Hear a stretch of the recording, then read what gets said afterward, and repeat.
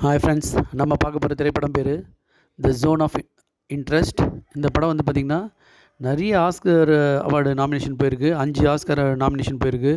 அது இல்லாமல் நிறைய 157 நாமினேஷன் இதுக்கு போயிருக்கு. தேட்டரில் பார்த்திங்கன்னா நிறைய ரெஸ்பான்ஸு.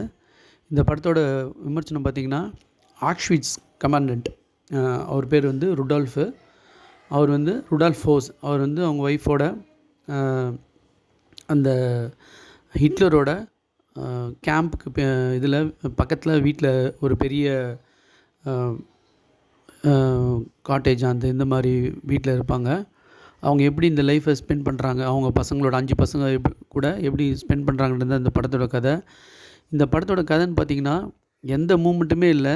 அவர் எப்படி அவங்க எல்லாம் போய் குளிப்பாங்க. ஃபஸ்ட்டு எடுத்தோன்னா அவருக்கு ஒரு சின்ன போட்டு ஒன்று ப்ரெசென்ட் பண்ணுவாங்க பர்த்டேக்கு. அப்புறம் கமாண்டன்ட்லாம் அவங்களோட சக ஆஃபீஸர்ஸ்லாம் வந்து வாழ்த்து தெரிவிப்பாங்க. இதே மாதிரி சைலண்ட்டாக ஒரு ஸ்டெடி கேமரா வச்சு தான் படம் போயின்ட்டுருக்கோம்.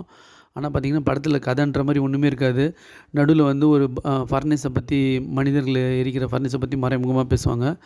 அப்புறமா வந்து பார்த்திங்கன்னா, ஒரு 70,000 பேரை வந்து நாங்கள் உங்ககிட்ட ஒப்படைக்கிறோம், அவங்களுக்கு வந்து தண்டனை கொடுக்குறதா அது மாதிரியான ஒரு கண்டிஷனில் பேசிகிட்டு இருப்பாங்க. யூதர்களை வந்து அவங்கள வந்து நாடு கடத்துகிற மாதிரியோ இல்லை கொலை பண்ணுற மாதிரியோ அந்த இதுக்கு பேசுவாங்க.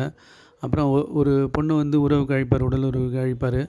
அது மாதிரி சீனாக அப்படியே ஒரு சீனாக தான் போவோம். கடைசியில் வந்து பார்த்திங்கன்னா, அந்த யூதர்களோட பொருள்கள்லாம் மலை மாதிரி குவிஞ்சிருக்கும். அந்த கிடங்கில், அந்த கேம்பில் வந்து சித்திரவதை கேம்பில் வந்து குவிஞ்சு கிடக்கும். ஒரு பக்கம் பார்த்திங்கன்னா, அந்த ஷூஸு அதெல்லாம் வந்து ஒரு பக்கம் குவிஞ்சு கிடக்கும்.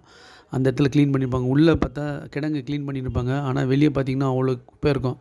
அது மட்டும் ஒரு செய்தி மாதிரி நம்ம பார்க்க முடியும். மற்றபடி இந்த படம் அப்படியே ஸ்டெடியாக அப்படியே போயினே இருக்குது. எந்த ஒரு மியூசிக் பார்த்திங்கன்னா, ஒரு சில இடத்துல அப்படியே ரொம்ப இதுவாக இருக்க மாதிரி இருக்கும். அமைதியாக அப்படியே போயின்ட்டுருக்கு. இந்த படத்தோட திரை விமர்சனமே இதான். நடுவில் ஒரு சீன் பார்த்திங்கன்னா, ஒரு அந்த சித்திரவதை கிடங்கில் ஒரு இது ஃபர்னஸை துடைக்கிறத மறுபடியும் நடுவில் காட்டுவாங்க. இதை தவிர இந்த படத்தில் வந்து பிரமிக்கிற மாதிரியே எந்த சீனுமே கிடையாது. ஒரு சீனில் வந்து எல்லாம் ஆற்றுல குளிச்சுட்டு இருப்பாங்க பசங்களோட. அப்போ வந்து இந்த ருடால்ஃப் வந்து ஒரு மனித கழிவு மாதிரி ஒன்று வரும். அதை பார்த்துட்டு பயந்து ஓடுற மாதிரி பண்ணுவாங்க. அந்த சீனு இதுவாக இருக்கும். இன்னொன்று வந்து இவருக்கு ட்ரான்ஸ்ஃபர் வரும். ஆஷ்விட்லேருந்து இன்னொரு இடத்துல ட்ரான்ஸ்ஃபர் ஆகிட்டு இவருக்கு ரீப்ளேஸ் பண்ணணுன்னு அவங்க ஒய்ஃபுக்கு ஃபைட் வரும். இந்த சீனை தவிர படத்தில் வேறு எந்த இதுவுமே சொல்கிற மாதிரி இல்லை. அப்படியே ஸ்டாட்டிக்காக ஒரு ஹவர் 50 நிமிஷம் இந்த படம் போகிறது நம்மளுக்கு அப்படியே ஒரு அலுப்பு தருது.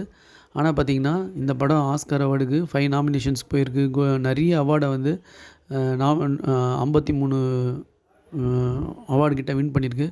இப்போ வர 10ஆம் தேதி நம்ம ஆஸ்கர் அவார்டில் இது ஏதாவது பேசப்படுமான்னு பார்க்கலாம். Thanks friends.